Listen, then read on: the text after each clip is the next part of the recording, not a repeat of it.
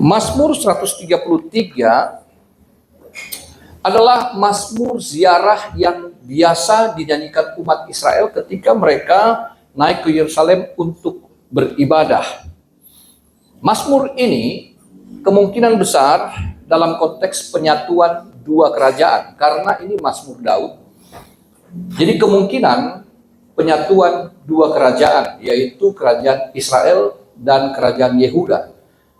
Pada waktu Daud menjadi raja, sebelum dia menggantikan Saul, dia telah diurapi oleh Tuhan, dan di dalam proses menjadi raja yang definitif, Daud didukung oleh sukunya sendiri, yaitu Yehuda, sementara di pihak Saul ada suku Benyamin dan 10 suku lainnya.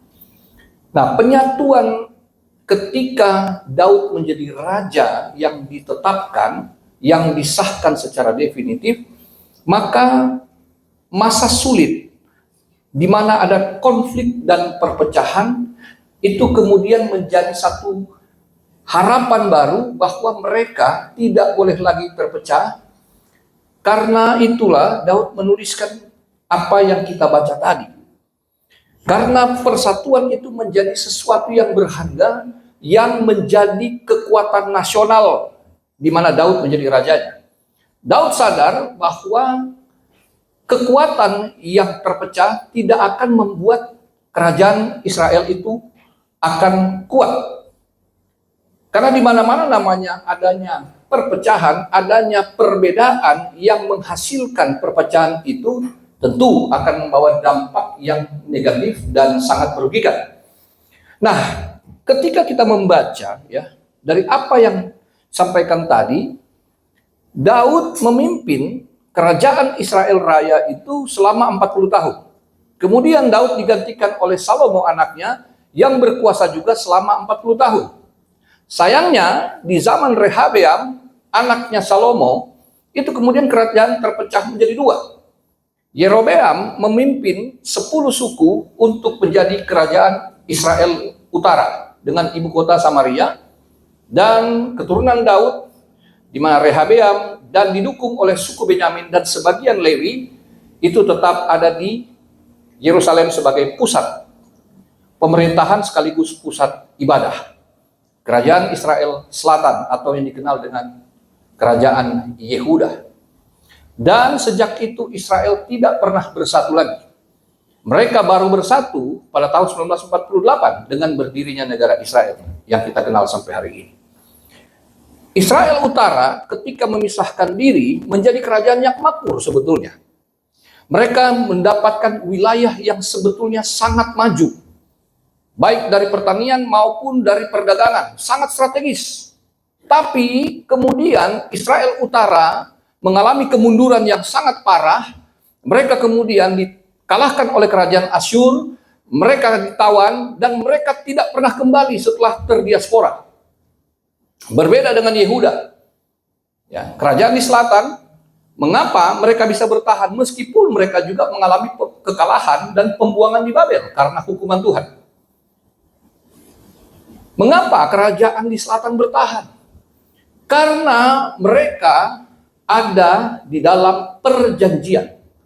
Ada perjanjian Tuhan dengan Daud, di mana Tuhan telah berjanji dalam 2 Samuel pasal yang ke-7 bahwa kerajaan Daud itu akan kokoh selama-lamanya, karena rencana Allah sejak semula menjadikan kerajaan Yehuda nantinya akan lahirnya Mesias. Dari apa yang diucapkan oleh Yakub bapa leluhur mereka sebagai cikal bakal Israel, telah ditetapkan Yehuda sebagai pemegang tongkat kerajaan, di mana ujungnya adalah datangnya Mesias. Itu satu. Yang kedua, pusat penyembahan itu ada di Yerusalem, ada di pihak kerajaan Yehuda. Jadi yang membuat satu kerajaan bertahan karena hadirnya Tuhan di situ. Tetapi kehadiran Tuhan saja itu tidak membuat kerajaan Yehuda itu kokoh. Mengapa? Karena mereka akhirnya dapat dikalahkan.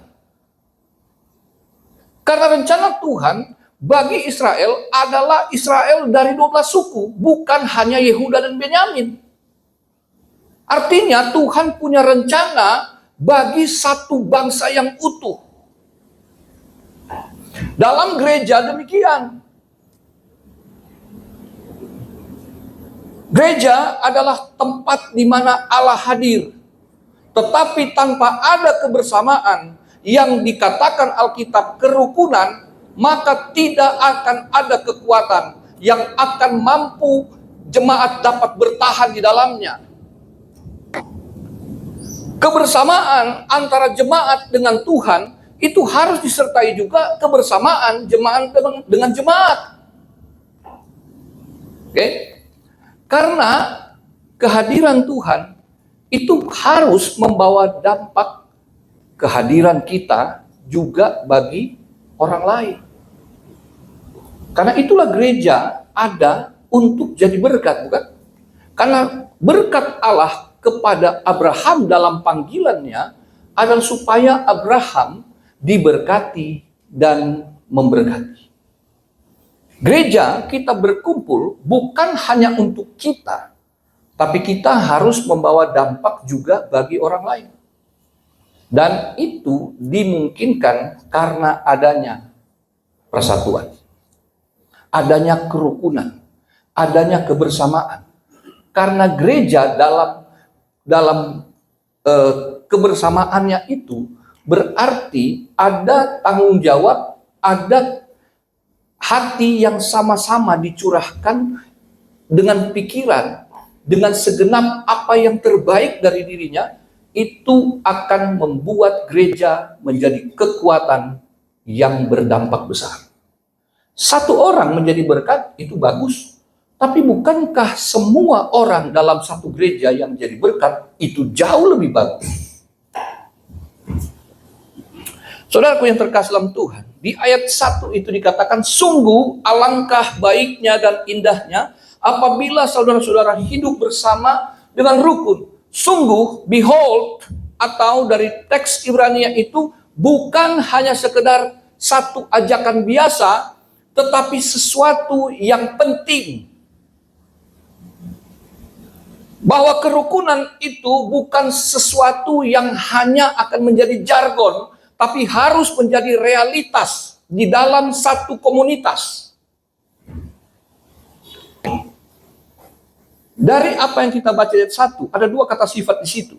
Yang pertama, baik, dari kata Ibrani tov itu artinya menunjuk pada sesuatu yang bermoral baik dan berkenan kepada Allah.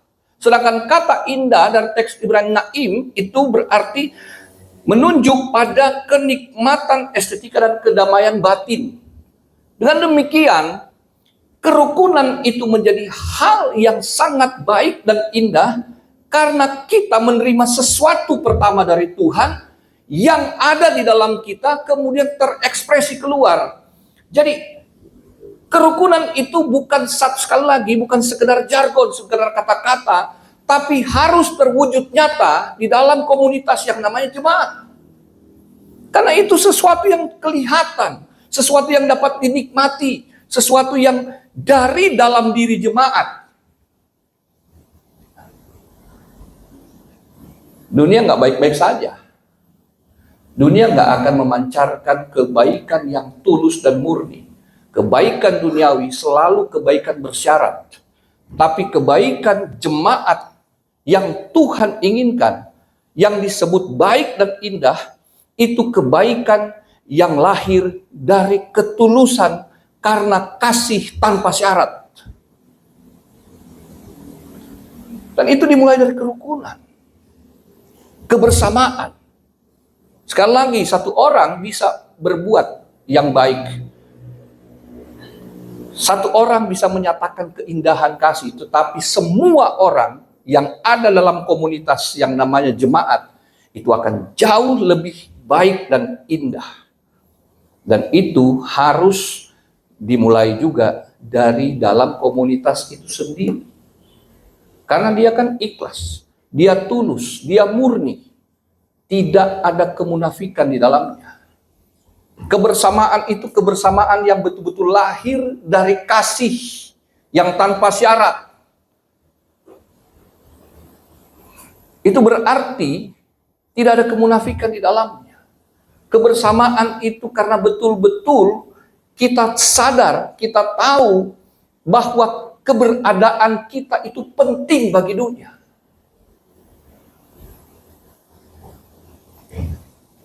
Kerukunan terjadi ketika umat Israel hidup bersama dalam harmoni, dalam kesatuan hati, bukan hanya pada saat beribadah di Yerusalem, namun dalam kesehariannya juga. Jadi umat Tuhan harus hidup bersatu secara rohani dan secara sosial, karena mereka adalah saudara seperjanjian. Mengapa kebersamaan itu penting? Karena kita itu adalah orang-orang penting bagi dunia yang diutus Tuhan.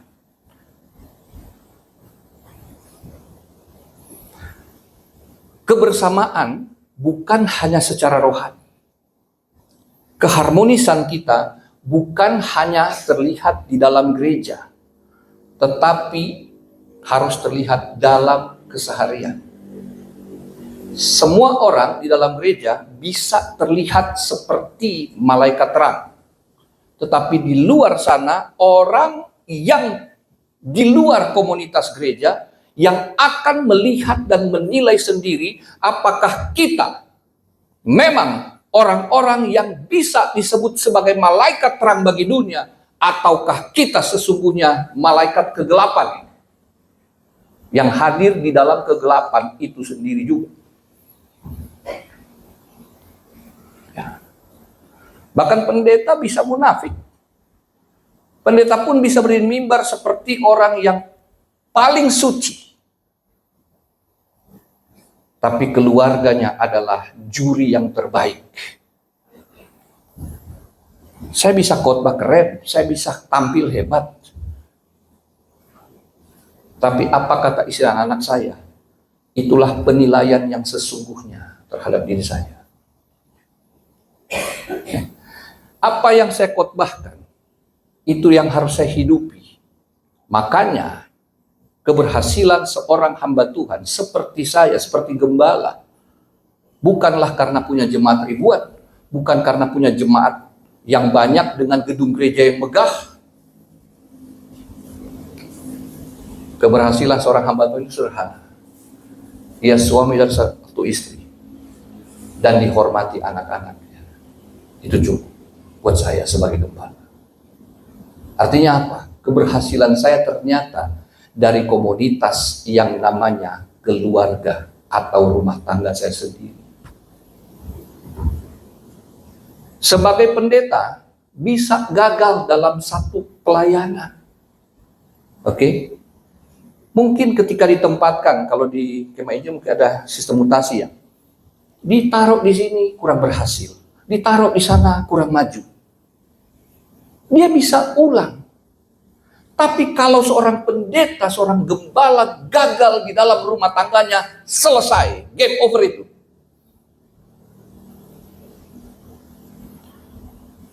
Komunitas, makanya sih saudara, menunjuk pada Israel itu bukan hanya sebagai satu bangsa yang besar, tapi sesungguhnya dimulai dari komunitas yang terkecil, unit keluarga. Karena itu saya katakan tadi, Yehuda yang lebih kokoh sesungguhnya belum lengkap tanpa suku-suku yang lain. Karena Allah menetapkan Israel sebagai 12 suku yang diberkati. Utuh. Itu yang disadari Daud. Gak bisa kita pecah. Gak kuat kita. Kurang kita. Dalam keluarga demikian, dalam rumah tangga kita. Kita boleh sukses dalam pekerjaan, dalam bisnis, dalam pelayanan, apapun kesuksesan yang didefinisikan dunia.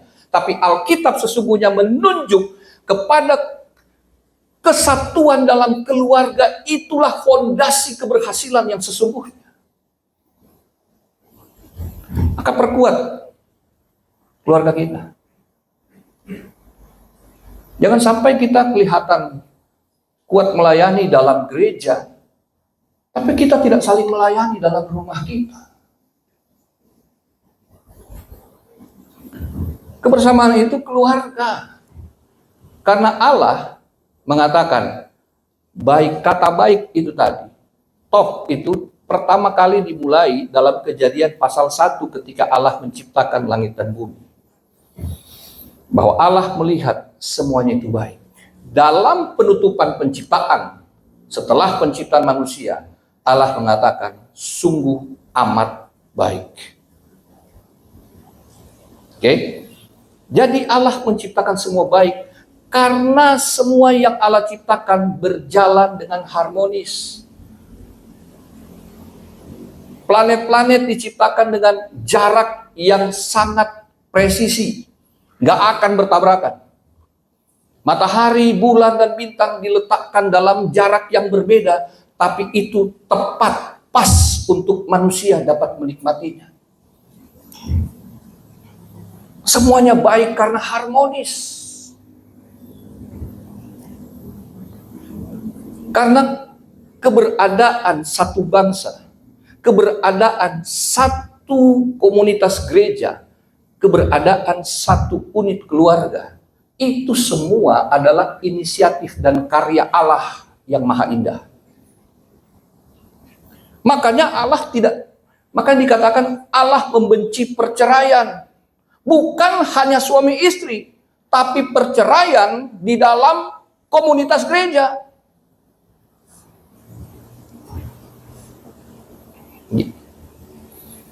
Allah menetapkan bumi ini harus dikelola dengan baik, dan itu dimulai dengan adanya keluarga Adam dan Hawa. Dalam pemberkatan nikah yang pertama di Taman Eden, Kejadian 1:28 itulah puncak dari penciptaan. Jadi betapa agungnya nilai keluarga yang dipersatukan Allah, yang disebut rumah tangga.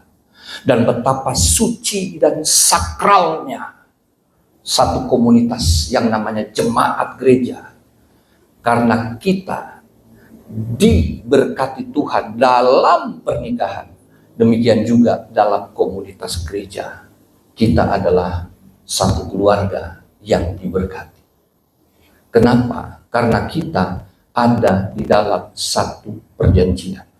Makanya saya katakan tadi, saudara seperjanjian. Waktu saya menikah, atau saya pendeta sekarang menikahkan, itu kan ada perjanjiannya sih. Oke? Perjanjiannya bukan antara jemaat dengan pendeta, antara jemaat dengan Tuhan, antara yang menikah dengan Tuhan Allahnya itu sendiri. Dan itu mengikat dan ada konsekuensinya. Demikian dengan jemaat. Adanya gereja karena adanya perjanjian darah Kristus itu. Inilah darahku sebagai perjanjian baru yang dimateraikan. Materai itu bicara to mark with a seal.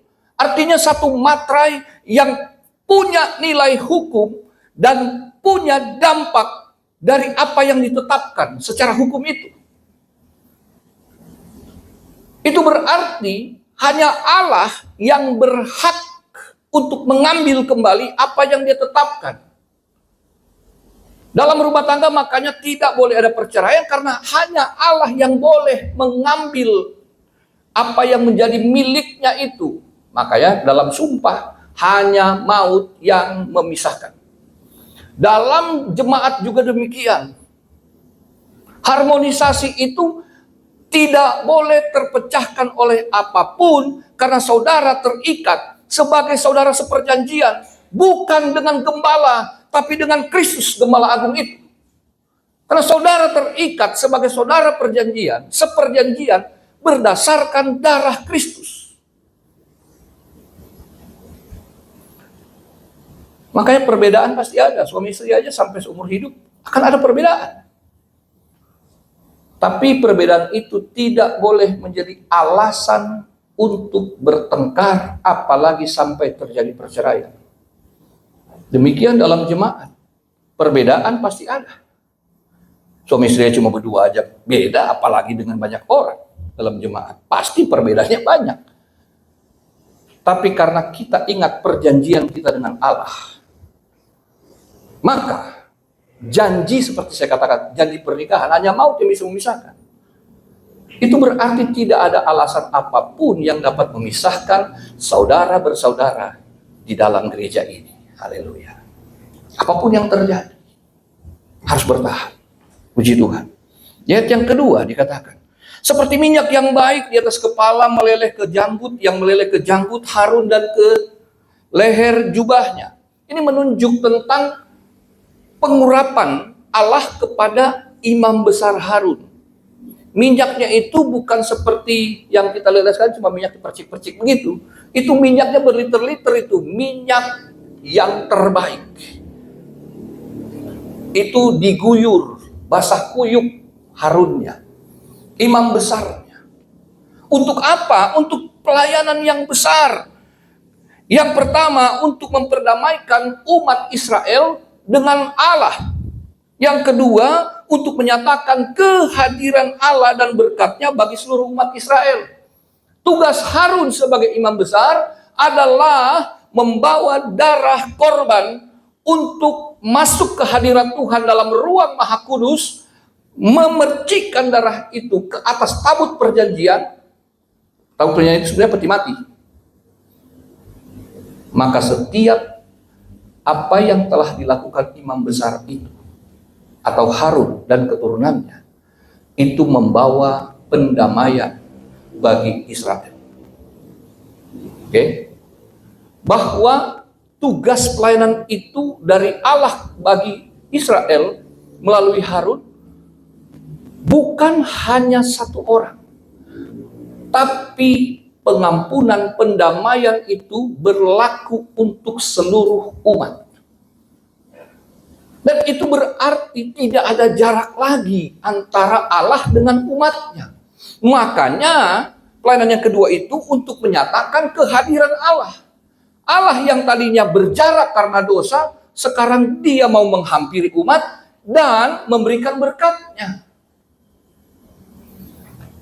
Apa yang terjadi di sini sesungguhnya menunjuk yang jauh ke depan akan Kristus sebagai pengganti Harun.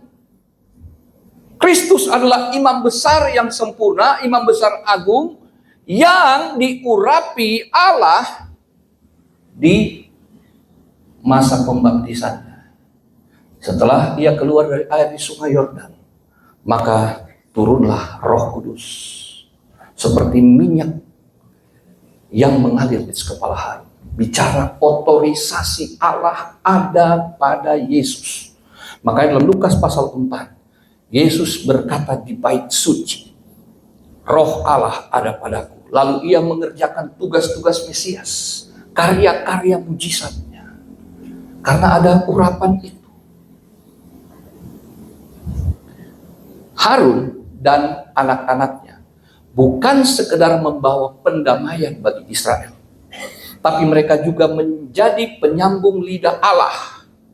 Dalam ucapan berkat di Bilangan pasal 6, Tuhan bicara kepada Musa, katakan kepada Harun dan anak-anaknya, supaya mereka bicara kepada anak-anak Israel, kepada orang Israel, sons of Israel, anak-anak Israel, 12 suku. Katakan di situ, yang kita kenal dengan ucapan berkat imam itu, Tuhan memberkati engkau dan melindungi engkau. Dan seterusnya. Dalam hal apa itu? Di mana ada namaku di sana. Berarti berkat yang dimaksud itu adalah berkat kolektif buat semua jemaat secara utuh, di mana nama Tuhan disebut. Berarti dalam ibadah, dalam peribadatan, adanya kerukunan, adanya keharmonisan, adanya kebersamaan, kehadiran Tuhan bukan hanya untuk menyatakan kasih karunia yang telah mengampuni, tapi dia juga berkenan untuk memberkati umatnya. Dan itu tugas Harun. Musa ini nggak pintar ngomong, dia gembalanya, tapi yang bicara Harun dan anak-anaknya. Tugas penggembalaan dan pemberitaan firman Allah itu sekarang ada di pundak gembala saudara. Otoritas Allah ada atas gembala. Maka tidak satupun suku Israel yang boleh membuat kubu di situ. Mereka adalah satu. Meskipun terdiri dari 12 suku, tapi mereka disebut orang atau umat Israel secara utuh. Jemaat adalah umat Allah. Anggota tubuh Kristus. Jemaat bukan anggota DPR. Maksudnya di DPR ada fraksi dari berbagai partai. Ada berbagai kepentingan demi partainya sendiri. Tapi jemaat bukan anggota DPR. Jemaat adalah anggota tubuh Kristus yang berbeda-beda, tetapi satu tubuh. Fungsinya banyak dari sumber yang sama, yaitu Roh Kudus yang mengurapi jemaat. Itu sebabnya pengurapan Roh Kudus dari satu sumber itu memberikan pengurapannya, tapi karunia-Nya berbeda-beda dari sumber yang sama. Makanya Paulus menggunakan analogi tentang tubuh dalam 1 Korintus pasal 12. Gak ada yang sama, tapi semua punya fungsi. Tidak ada yang lebih hebat dan tidak ada yang lebih kurang hebat. Tidak ada yang menonjol, yang lain kurang menonjol. Sama-sama punya fungsi yang sama bergunanya untuk kemajuan pekerjaan Tuhan di gereja lokal. Jari aja kan 5 ini beda. Beda bentuknya. Panjang, ada yang lebih pendek, ada yang lebih gemuk, ada yang lebih kurus. Betul nggak? Ada yang jempol semua. Bapak Ibu, kelingking lebih kecil, ya, jempol yang paling besar, tapi jempol paling pendek. Kalau saudara paku payung untuk di mimbar kayu seperti ini, misalnya taruh paku payung, kalau pakai kelingking rasanya susah untuk masuk kan? Tapi kalau pakai jempol lebih gampang masuknya. Tapi mohon maaf bicara nih. Kalau Bapak Ibu mau ngupil, pakai jempol nggak efektif bukan? Lebih efektif pakai apa? Kelingking. Itu. Jari tengah itu yang paling menonjol, paling panjang, paling tinggi di antara semua jari. Tapi tanpa sokongan 4 jari yang lain, tanpa pendampingan 4 jari yang lain, jari tengah, mohon maaf, akan berbentuk seperti ini. Ini bicara dunia yang menunjukkan penghinaan, ketidakhormatan. Coba Bapak Ibu kalau ketemu orang jahat terus Bapak Ibu giniin. Marah bisa berantem ya. Sedunia tahu simbol ini apa? Yang paling tinggi, kelihatan paling menonjol, tapi tanpa 4 jari yang lain. Jari ini hanya akan menunjukkan penghinaan dan perpecahan. Jadi nggak ada yang lebih tinggi, nggak ada yang lebih rendah dalam artian bahwa yang satu lebih hebat daripada yang lain. Semua sama. Haleluya. Belajarlah dari penciptaan. Marilah kita menciptakan manusia menurut gambar dan rupa kita. Artinya apa? Jemaat contohnya kepada Tuhan sendiri yang harmoni dalam ketritunggalannya itu. Penyebutan Bapa, Putra, dan Roh Kudus tidak menunjukkan yang satu lebih tinggi dari yang lain. Dengan mengatakan Bapa, Putra, dan Roh Kudus bukan berarti Bapa lebih tinggi dari Putra, Putra lebih tinggi dari Roh Kudus. Tidak. Mereka 3 yang esa, yang setara, yang harmonis. Karena kata Allah sesungguhnya itu bukan nama Tuhan seperti saudara kita. yang lain. Allah itu bukan nama. Allah itu sesungguhnya itu adalah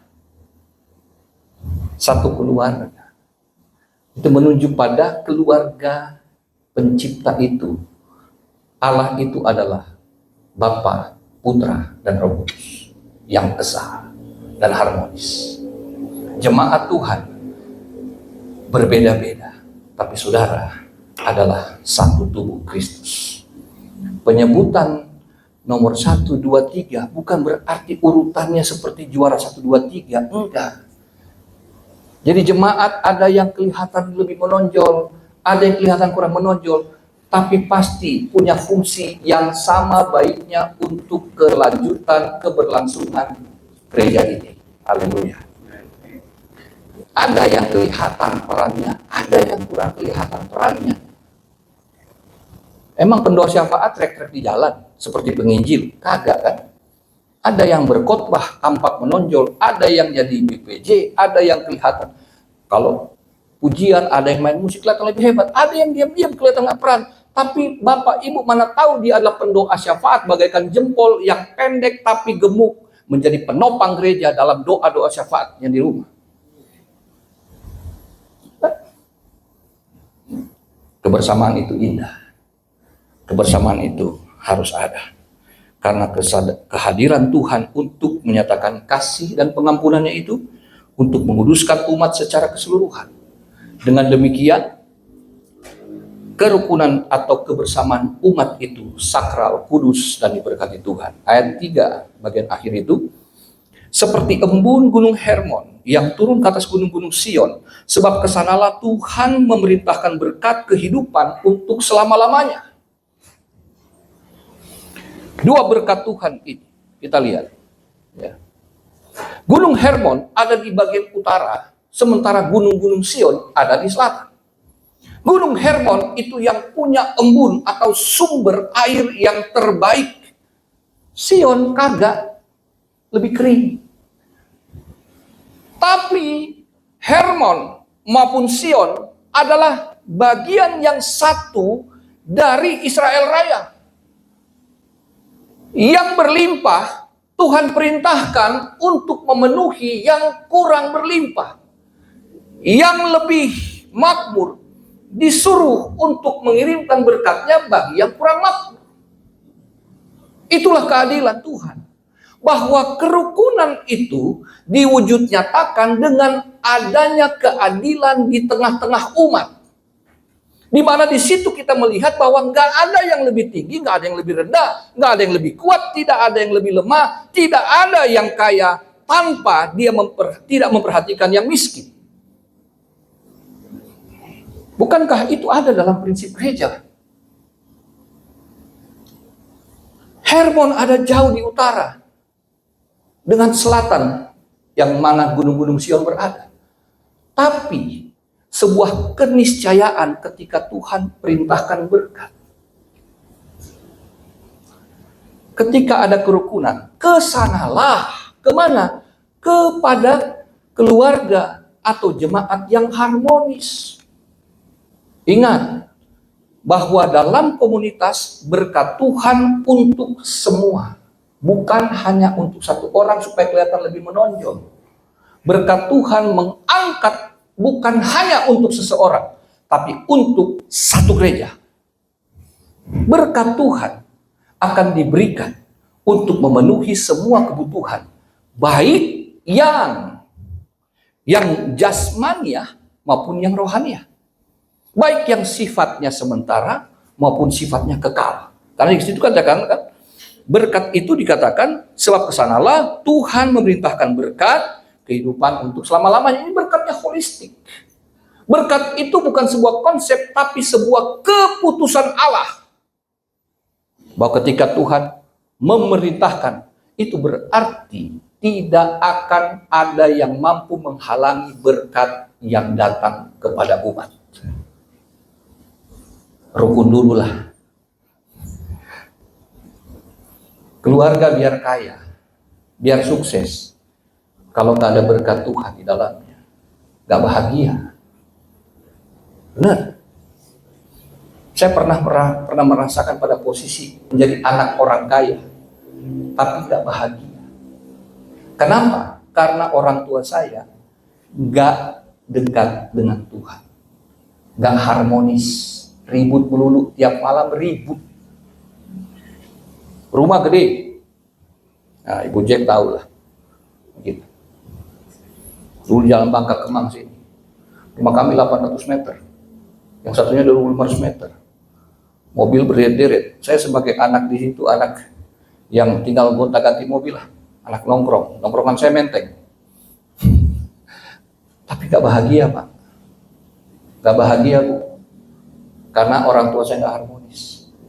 Tapi ketika orang tua saya kehilangan segala-galanya, mereka ingat Tuhan, mereka cari Tuhan, mereka harmonis. Karena harusnya begitu. Kalau orang yang datang kepada Tuhan, beribadah sungguh-sungguh kepada Tuhan, berarti seharusnya dia juga sungguh-sungguh memperhatikan keluarganya. Orang yang sungguh-sungguh mencintai Tuhan, dia pasti akan mencintai sungguh-sungguh keluarganya. Orang yang sungguh-sungguh melayani Tuhan, ia pasti akan sungguh-sungguh juga mencintai jemaat yang meskipun berbeda. Pengurapan itu terus-menerus mengalir, tiada henti dari Roh Kudus atas gerejanya. Dan itu secara hierarkis. Gembala tidak lebih tinggi dari jemaat, karena semua kategorinya jemaat Tuhan. Tapi ada hierarki dalam gereja. Ada gembala, ada majelis, ada jemaat awam. Tapi semuanya itu satu. Tidak menunjukkan yang satu lebih hebat, lebih tinggi dari yang lainnya. Meskipun dikatakan kepala dari Kristus adalah Allah Bapa, bukan berarti Yesus lebih rendah dari Bapa. Tapi otoritas itu, sebagaimana Yesus berkata, aku hanya menjalankan perintah Bapa. Aku taat kepada Bapa. Demikian dalam gereja. Keharmonisan itu bukan hanya saya beriman, tapi saya taat karena iman.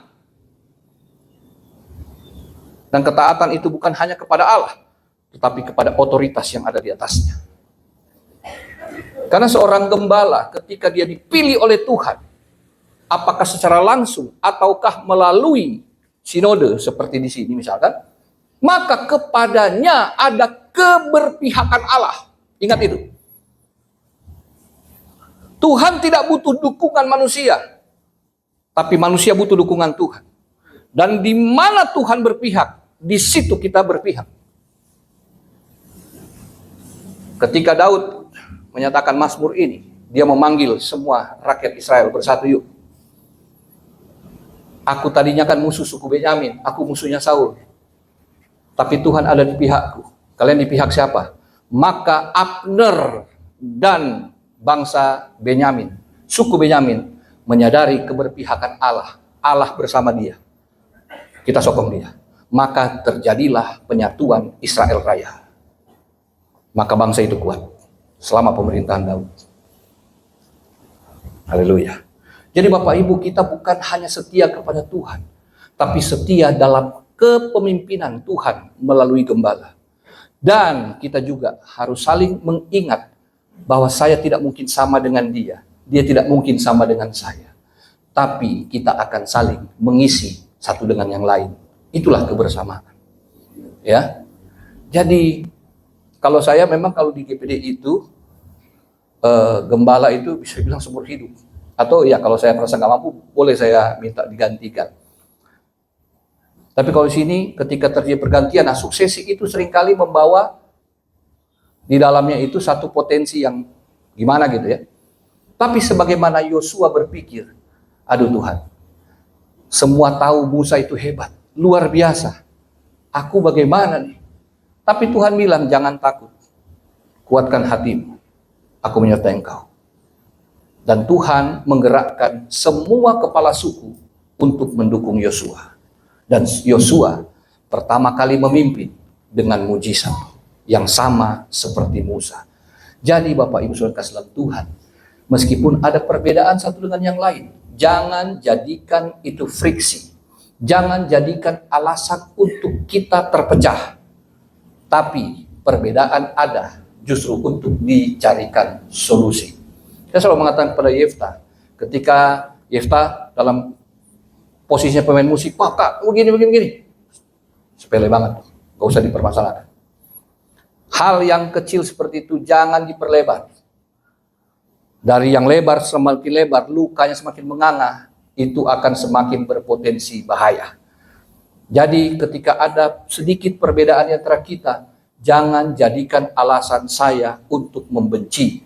Tapi yuk kita ngomong bareng. Kalau mungkin agak berbeda, ya tinggal panggil BPJ. Kira-kira bagaimana pendapat saya?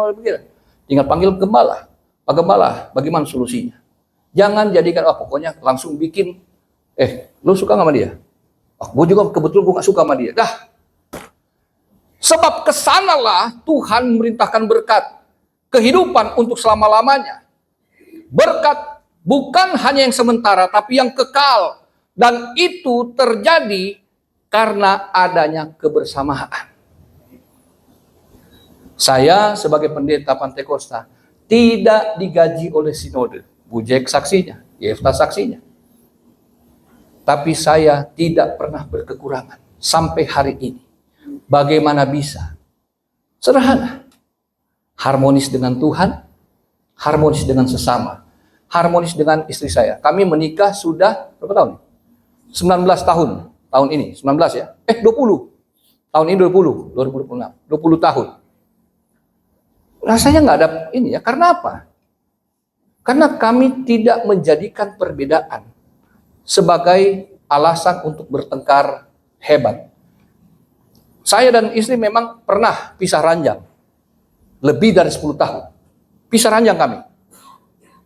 Karena anak saya semakin besar. Dan dia mau tidur dengan istri saya. Jadi terpaksa saya mengalah di kasur sebelah maksudnya. Kami pisah ranjang. Ranjang sebelah istri saya dengan anak, ya saya di ranjang sebelah mau nggak mau. Tapi tetap saling mencintai. Maka saya diberkati. Saya dengan jemaat juga demikian. Saya harmonis dengan jemaat, maka Tuhan mengirimkan berkat-berkatnya. Demikian dengan saudara. Amin. Haleluya. Saudara saling bergandengan tangan, dukung gembala, jalankan apa yang telah diprogramkan bersama dengan BPJ, dan jangan lihat kekurangan satu dengan yang lain. Tapi jadikan perbedaan itu sebagai kekuatan karena kasih karunia ada pada kita. Amin. Tuhan Yesus memberkati kita. Haleluya.